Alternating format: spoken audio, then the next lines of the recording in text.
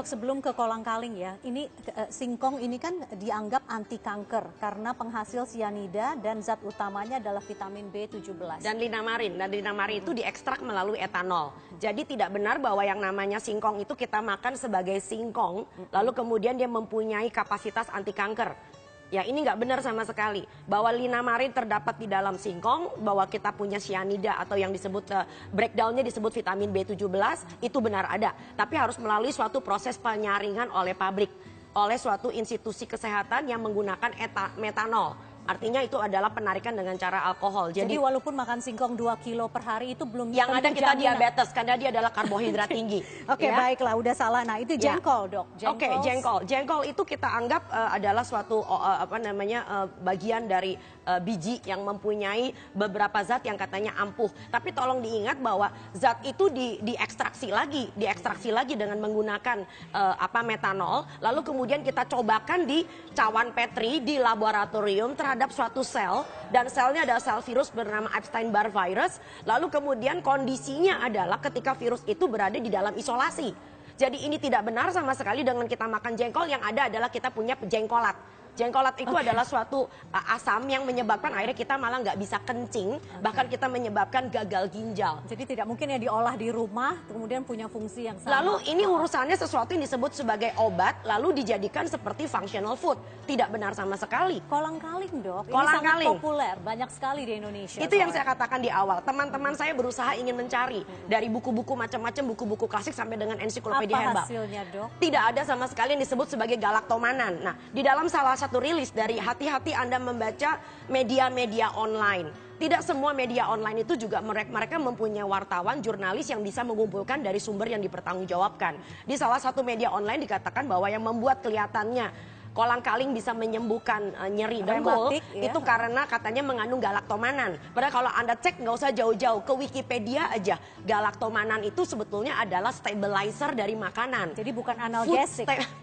bukan pereda nyeri. Dan yang penting adalah percuma Anda makan kolang-kaling sampai 1 ton, tetapi berat badanmu masih besar.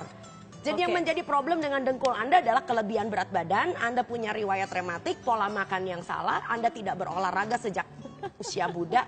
Jadi ini adalah sesuatu yang sebetulnya masalah kesehatan yang sangat kompleks. Ya udah, kalau gitu lupakanlah kolang-kaling, dinikmati kita saja nikmati ya. Untuk minum-minum cantik. Minum-minum cantik. Oke. Nah, ini Dok, ada nih udang kemudian dikonsumsi bersamaan dengan vitamin C. Itu sangat mematikan. Dokter malah ketawa. Oke.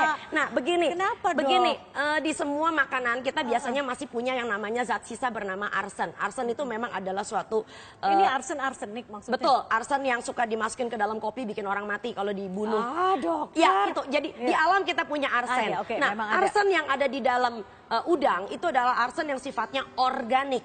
Nah, yang mematikan kita adalah arsen yang anorganik. Dan anorganik itu kalau bercampur dengan asam askorbat, yaitu vitamin C, kita meyakini menghasilkan suatu senyawa bernama trioxide arsenic yang memang mematikan, terutama manusia. Nah, yang menarik adalah di dalam udang, ya arsen yang sifatnya anorganik itu cuma kurang dari 4%. Bahkan berarti tidak mungkin mematikan ya, Dok? Kalau seandainya toh dari semua udang yang kita punya, kita tarik inorganik arsennya, kita campur dengan vitamin C, maka untuk bisa mematikan tubuh sebesar saya harus makan 105 kilogram udang. 1 kuintal lebih. 1 kuintal lebih. Yang ada saya mati kekenyangan.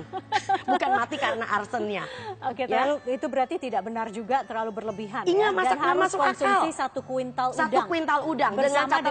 Dengan catatan udangnya terkontaminasi arsen yang sifatnya anorganik. Oke, lupakan soal itu. Kita beralih ke minuman berenergi. Apakah benar memang akan selalu menambah stamina? Karena banyak yang sudah membuktikan iya benar, jadi tidak jelas ngantuk. Betul, nggak usah minum itu. Anda minum tablet yang adanya kafein juga pasti Anda deg-degan, Anda punya tenaga lebih heboh. Ya, itu sebabnya kenapa mereka kalau promosi selalu digambarkan dengan gambarnya macan. Padahal macan nggak pernah minum minuman berenergi. Padahal macan nggak pernah menjadi pecandu kafein. Nah, problemnya adalah di dalam minuman seperti ini mengandung yang namanya kafein. Kafein itu juga seperti yang kita apa yang salah ya, kan kita juga minum kopi, nggak apa-apa lah. Ya, oke. Tetapi kan? Ini adalah sesuatu kafein yang sudah diekstrak dalam bentuk minuman plus ada rasa dan yang pasti dia punya gula. Nah, kalau kita minum ini secara rutin dan mempunyai efek Rutin tuh kelebihan. setiap hari atau seminggu sekali? Boleh? Ya rutin bisa berarti tiap kali Anda mau nge-gym, tiap kali mau ketemu sama cewek lalu minum 2 botol misalnya. Ya memang Anda kelihatannya hiper dan pede karena efek dari kafeinnya. Kuat Tapi tolong kardionya. diingat, jantung Anda juga berdebar lebih cepat. Anda punya risiko kegemukan karena di dalamnya juga pasti mengandung gula. Nggak mungkin kafein diminum begitu saja tanpa larutan yang mengandung gula. Jadi banyak sekali efek-efek negatif dan termasuk juga masalah syaraf yang akhirnya di kemudian hari muncul. Orang pede itu bukan minum ini.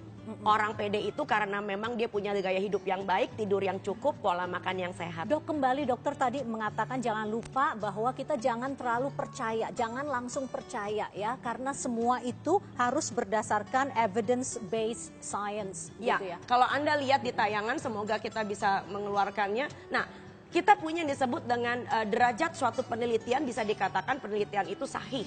Kalau itu baru hanya kata seorang profesor, ilmu katanya, maka lihat dia tidak punya yang disebut dengan signifikansi ilmu pengetahuan. Naik yang lebih tinggi kita baru sekedar case reporting. Hanya sekedar ya uji coba, lalu kemudian ada orang diberikan ramuan tertentu, lalu kelihatan hasilnya bagus. Itu baru level of evidence-nya baru level nomor 2. Nah, kita harus menguji sampai istilahnya orang Jawa tuh menteles. Itu sampai level yang paling atas, baru bisa kita katakan bahwa ya ini sudah melalui suatu pengulitan, suatu pengupasan yang luar biasa. Sampai bisa dikatakan ya zat ini ampuh, zat ini memang berefek atau metode ini benar. Dan itu mempunyai suatu pengakuan ilmiah yang sangat tinggi nilainya. Jadi jangan sembarang mengatakan bahwa sudah pernah diuji di laboratorium, sudah mendapat pengesahan dari badan-badan tertentu, sudah melalui suatu penelitian yang level mana. Karena kita mempunyai disebut dengan degree of scientific examination or experiments. Panjang ya, panjang sekali Tentu uji saja. klinisnya. Bukan Dan cuma harus, uji klinis tetapi juga uji perbandingan. Jadi ada semacam kayak randomized clinical trial.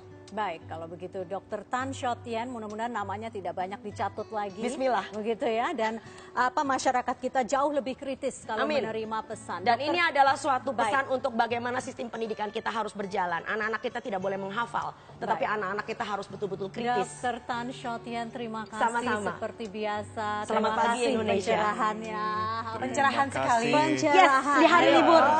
Jadi katanya nggak usah minum minuman berenergi, macan aja nggak pernah minum minuman berenergi. Betul. Kita makan yang namanya singkong sambal roa. Sehat. Sambal sehat. Buat ngenyangin perut, bukan anti kanker. Dan bisa tenang makan seafood jangan sekarang lupa ya. buat Marvin ya. Wow, Tapi terima bukan kasih. obat anti rematik tapi. Bukan. Ini untuk Anti minuman dahaga. juga makanan. bukan buat sumpel dengkul.